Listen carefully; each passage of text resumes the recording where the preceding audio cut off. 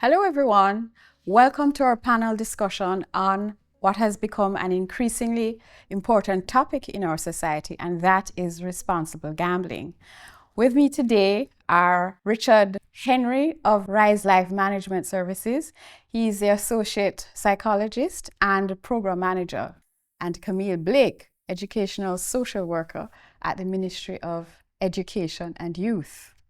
So, Richard, I know that you're heavily involved in the training of guidance counselors to bring awareness to the issue and to help them to negotiate the challenges that they face with underage gambling in schools. How often do you have your training, and is it something that is repeated year on year with the same guidance counselors, or?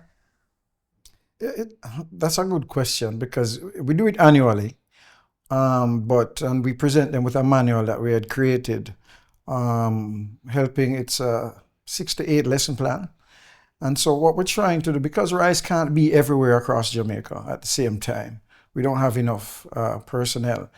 Our greatest partners, and we have made no bones about this, are guidance counselors, because guidance counselors are in the schools. So we have trained them, equipped them with the skills to be able to do the prevention piece, really. And so we expect them to introduce the prevention, underage gambling prevention manual in their schools. I think this year we completed training with all available guidance counselors across the island. And again, this is thanks to the support and funding of the BGLC. And so we're hoping that our manual doesn't get shelved. We know that guidance counselors are extremely busy, but that they implement, especially the guidance counselors we have at the primary school level. Because we have recognized that doing prevention in the high schools is not the primary prevention that we want to do. By the time we get to some high schools, there are quite a number of students already gambling. And so that intervention is a different type of intervention. We have gone as far back as to grade 3 in the primary schools. And so because of the environment that we live in now, in terms of gambling being intensified, it's important for us to introduce these ideas, these concepts of not being involved with gambling, and when you see gambling happening, what does that mean? And if you notice, there are adults being involved. What are the consequences for young people under 18 if they get involved with gambling? We believe those concepts need to be introduced very, very early. Okay. Do you have any stats on underage gambling? Yeah, but our stats, again, is dated. The last study, and the only study so far on gambling among adolescents and children in Jamaica, is the only study done in English-speaking Caribbean in 2007. That study stated that 1 in 5 young persons would have been exposed to and have the possibility of developing a gambling-related problem, which works out to about 20%, which is fairly high. Good to say, again, sponsorship through the BGLC, there's a study being conducted right now, and hoping to get it done by the end of the year in schools, where we should get even better and more richer data that would tell us, would drive the way, not just the way that we do treatment, but the way that we do prevention, and what are the issues that the young people are facing who are involved with gambling, and how it is that we can better intervene and help them. So the only data we have now is a little dated, and that was 1 in 5, 20%. That's still very high, although you would realize that internationally, rates of underage gambling are much higher than rates of adult gambling. So it seems as if there are a lot of young people who develop issues around gambling, and as they get older, a lot of them age out of it. Camille, what advice would you give to parents and guardians about the risks of underage gambling? First of all, the parents need to know what is happening with their children. That's the first sign. And the risk that they need to understand that stealing may be going to be paramount for them to be able to sustain their gambling habit. So they're going to start stealing from them. And when they can't get it from their parents, they're going to be going outside. There's going to be increased behavioral issues that is going to be happening. And most time parents do not want to be disrupted from their job because of child getting into small issues. But the small issues that they're getting involved in is because of gambling. So I'm trying to tell parents that any signs, once you get called in by the guidance counselor, take this in hand quickly. We always educate them that there is Rise Life that is there to provide the support. Do not wait to reach to a level where the principal now deciding that I can't keep this child in my school any longer, because based on the intervention they would have been trying to give, the child is not being responsive. And what I've realized with some of the parents, they do encourage this behavior. And like what I was saying before, it all goes down to finances. And we are trying to tell parents that we can't allow our children to be the breadwinner of the family. And if they are becoming the breadwinner of the family, they start taking out big people, basically big people behavior. And when they do this now, there's a more chronic issues in our school system, more problems for our guidance counselors, more problem for the ministry. And when we don't have the resources to respond to these needs, this is what we're seeing existing in our society presently. So I'm asking the parents, if you're having challenges, financial challenges, do not just have the conversation with your children. That's the reason we have our guidance counselors. There are too many welfare programs that are in the school system and the government providing the PATH program to provide financial support to you. So try to see how best you can nip it from early to get the help. Reach out to us, even at the ministry, because that's why we have 3 social workers in the Region 1 office. In other regions, you have 2 to 3 different set of social workers that can help children. So parents, you just need to ensure that you know what is available to you and utilize these resources so that you can get the support that you need. So some key messages coming out there. Nip it in the bud early. So any early signs of gambling, approach, get help as quickly as possible, and don't turn to gambling as a means of responding to your needs. Responding to needs. Don't wait for anything to balloon out of control. As soon as a parent sees an issue, nip it in the bud and go to guidance counselors for assistance. It is also important. So in working with the Ministry of Education and Youth, we also do, the issue of underage gambling is an issue that you have to approach from a holistic perspective. It's not just about the students. You have to look at the environment and the environment community. You have to look at home. And so we do PTAs. When we do PTAs twofold. Not only are we trying to send the messages and help parents understand the issue of underage gambling, but I think it's also important to speak to parents about their own gambling. And so while we don't believe that there's anything wrong with gambling if you're doing it in a healthy way, we still expect parents to look at their gambling and to be able to measure whether or not they're modeling behavior that the children might be picking up and taking to school as well. And so we encourage parents who gamble to, if they need to talk to someone, if they need to come to Rise to get help. Data has shown us in the past that most students who have a gambling-related problem have at least one role model that they're seeing gambling. And that doesn't have to be a parent. It could be an uncle who is a mentor. It could be an aunt. But there's somebody significant in that family who is indulging in that behavior that youngster is actually seeing. So it's also very important to speak to persons about adults about their own gambling as well. But in terms of helping young people to understand the consequences are far-reaching. One of the issues, one of the goals of our program is to help young people to remain focused on goal setting.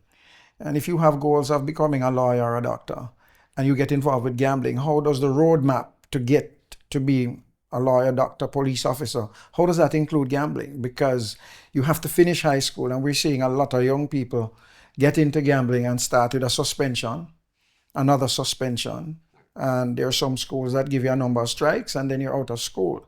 Gambling would have derailed your goal setting activity. So there are a lot of other issues. Most young people who are involved with gambling are sometimes involved with a gang and criminal behavior.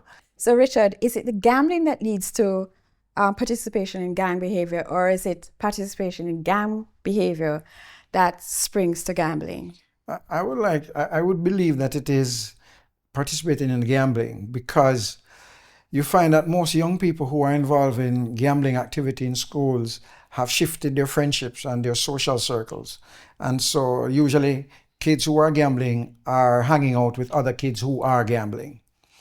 If you hang out with other kids who are gambling, there's a likelihood that you are also hanging out in the same bunch with kids who are going to be using substances. You're going to be hanging out with kids who are involved in criminal activity, because there are a lot of spin-offs and a lot of correlations between gambling activity and substance misuse, criminal behavior, early sexual activity, that sort of thing. And so, again, you're dealing with a whole social circle that you have to go in and intervene. I just want to make mention of the program that Camille spoke about, which we sort of have revitalized that RISE. And it's a critical program, especially because, again, the numbers that we have in terms of being able to go out to schools and do individual counseling. So the session she's talking about for kids who are what we call at the stage of indicated type of prevention, meaning these are kids who are already feeling negative effects from their gambling. And what we ask schools to do is to organize those kids, bus them to RISE, and we have 4 weeks of group sessions. And the group sessions are fairly intense because we start at 9 and we end maybe at 1 o'clock. They get a snack in between, and we're able now to discuss a lot with them in terms of why are you gambling? Where's your gambling going to lead you? Do you have some other goals that you want to achieve? How are we going to achieve those other goals? What's happening at home that you're seeing? And a lot of emotional work as well, because the kids do come out and share in that session. So that sounds like some really well needed guidance for students. It's a critical program. We intend to grow that program more because, as Camille was saying, we get a lot of numbers of kids who need help. But if we were to do individual counseling, we wouldn't be able to manage it. So we have chosen a group format. We used to do it in the past when the program just started. And then we shifted to looking at prevention. So there are 2 different types of possibilities. So most organizations will go into prevention to say, hey, we don't want to deal with the kids who already developed the problem. There are not a lot of them. What we want to do is keep kids who are not gambling.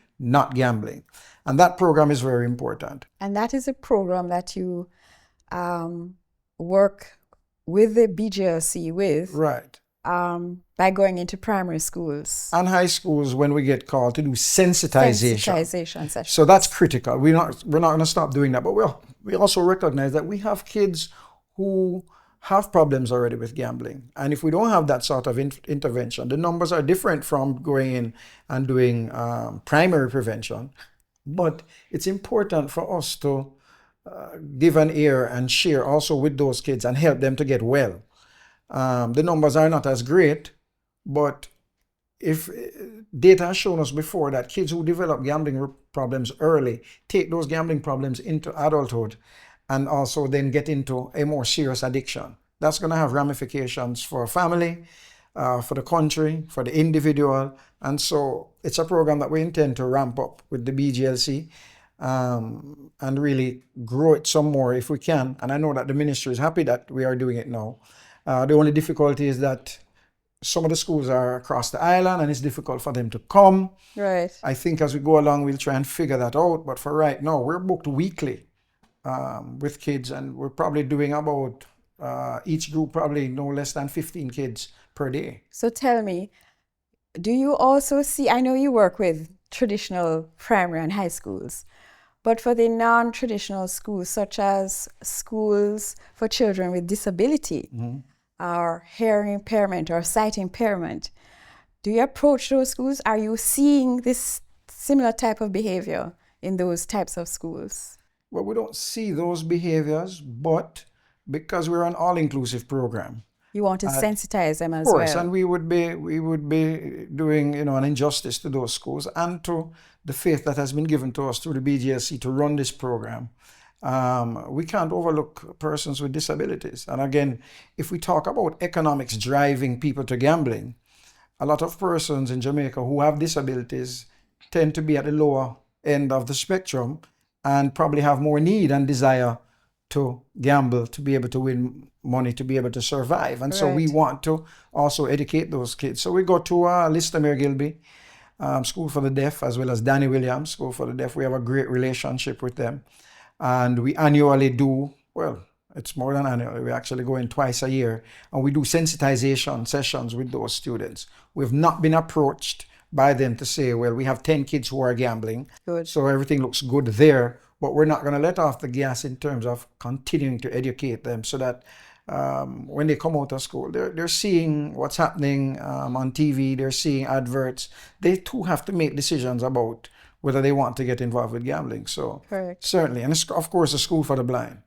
We've had a request to put our manual into Braille so that the persons who teach at the school, the Salvation Army School for the Blind, can actually use our prevention manual to teach the students. And that's something that we are trying to look into. And of course, we'll seek more funding from the BGLC to do.